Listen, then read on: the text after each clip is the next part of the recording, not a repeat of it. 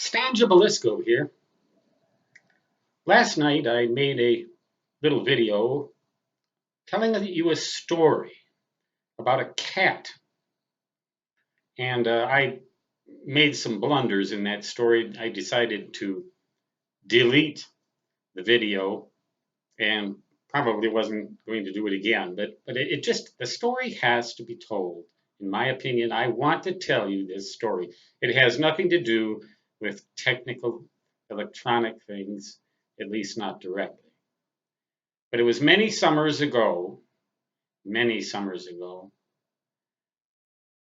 I lived in Coral Gables, Florida, in the guest house on a mansion of a very eccentric lady, very rich woman, who apparently had been divorced from her husband and was going through her own emotional trials.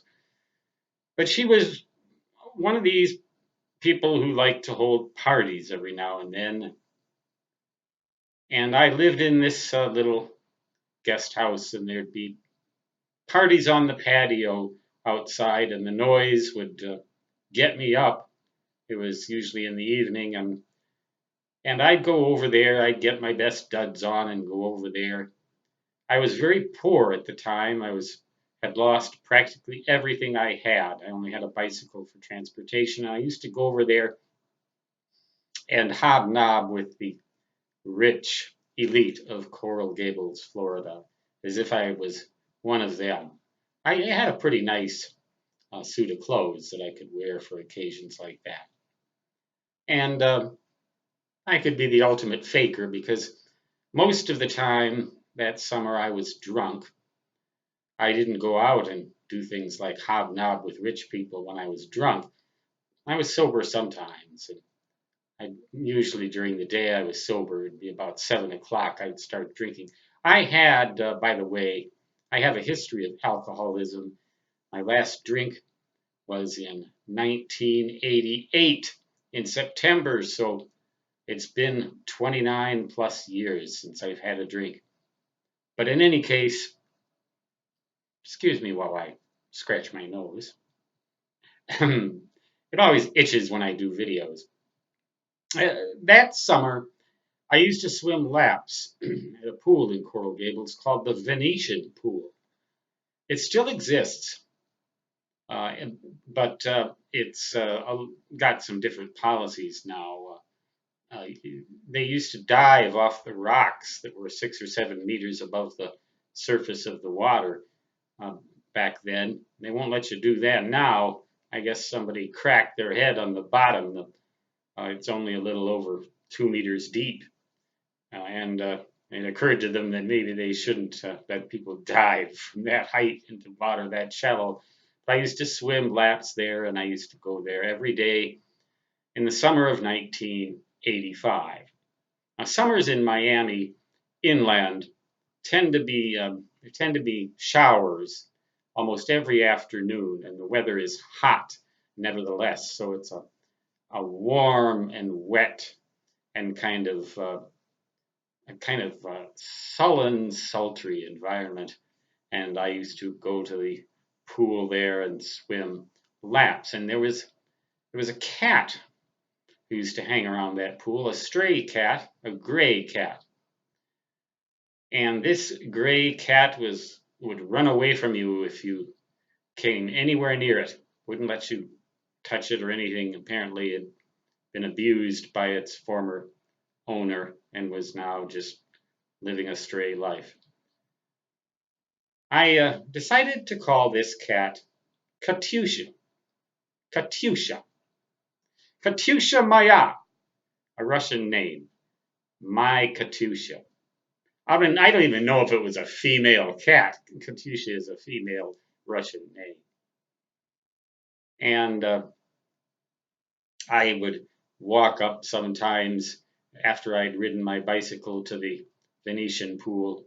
Either before or after my swim, I would go back there and look for Katyusha, and Katyusha would never let me near.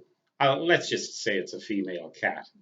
She'd never let me near her, but I kept gradually approaching Katyusha. And one day I brought a bowl of milk. I'd bring a bowl, a little milk, and pour the milk in the bowl, take it out of my backpack, pour it in, sit down and see if I could get Katyusha to come and drink any of the milk. And the cat never came very near, but I kept trying. I kept trying, and gradually, Katyusha came closer and closer to the bowl, but never ever actually tried the milk until one day she did. She sniffed at it, turned away. The next day she sniffed at it, turned away a little more slowly. The next day she sniffed at it, took a lick, and began to drink the milk. Now I could get within only a few feet, a few yards, a few inches, a few centimeters of Katyusha. I would reach out and try to touch her on the head. She'd run away. The next day I tried again. She'd run away a little more slowly. The thunder would boom in the distance as the afternoon rainforest type summer thunder showers would hang over the Everglades. Boom, boom in the distance. You would hear the sound in the warm, wet Coral Gables summer afternoons at the Venetian pool. And I would reach out and pet Katyusha on the head. Eventually, Katyusha let me pick her up. I tried a few times. It took days, and I would get a little closer and a little closer. I would befriend her a little more every day, day after day, as that summer wore on. July, August, warm, wet summer afternoons.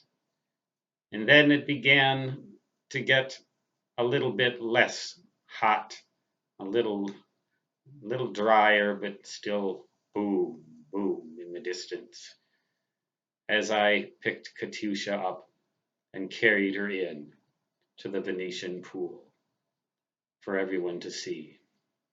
Katyusha Maya, my Russian cat. And everybody who worked at the Venetian pool said, "Oh, wow, look, he brought in VP. You actually caught that cat. Nobody will let us near that cat. And you caught her. You got her." And here I was holding in my arms Katyusha Maya, my Katyusha. Yes, yes, I caught your little cat. Here is my little cat, Katyusha.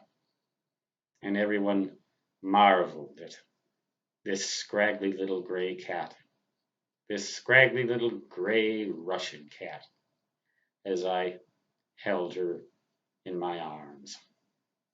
And the thunder in the distance boomed, and the sultry Coral Gables air hung like, just hung with some sort of a benevolent and yet sinister force in the air, knowing that warm, wet, hot, seemingly gentle air could spawn hurricanes that would come in and tear the place to pieces someday.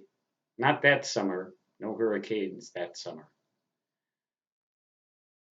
But the days wore on. Every day I would come and give some milk to Katyusha Maya and hold her and carry her in and show her to the people in the Venetian pool. And finally, it came time for summer to end, and I went my way and Katyusha went her way. October came, the rains stopped. I went to the University of Miami to take some writing courses. No more Katyusha. Stan Gibilisco and Katyusha went their separate ways. The rain stopped in the summer of 1985, came to a close. Never seen Katyusha again. Never knew what happened to that little cat. I know what happened to me, of course. I eventually went on to write books. But that particular summer and fall, I was drunk most of the time, sober some of the time. I was drunk in class that winter a number of times at the University of Miami, and yet I got A's from both professors there in both the courses I took in the fall, the first and the second semesters. Became sicker and drunker, and yet the second course I took, by the way, was from Isaac Bashevis Singer at the University of Miami, a well-known novelist. And would you believe that the guy gave me an A as I proceeded to descend into alcoholism? Katyusha, long gone. I was long gone.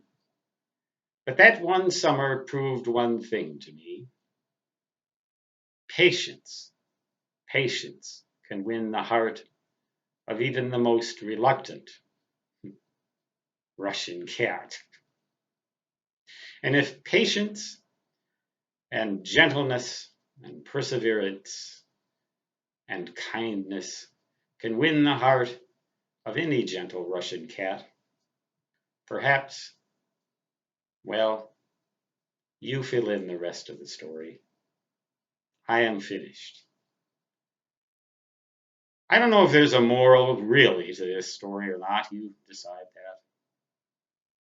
But that was the summer of 1985, the summer of Katyusha Maya, my Katyusha, my little Russian cat, whose heart I won in the sultry heat of South Florida. Stan Gibilisco signing off. Until next time, so long.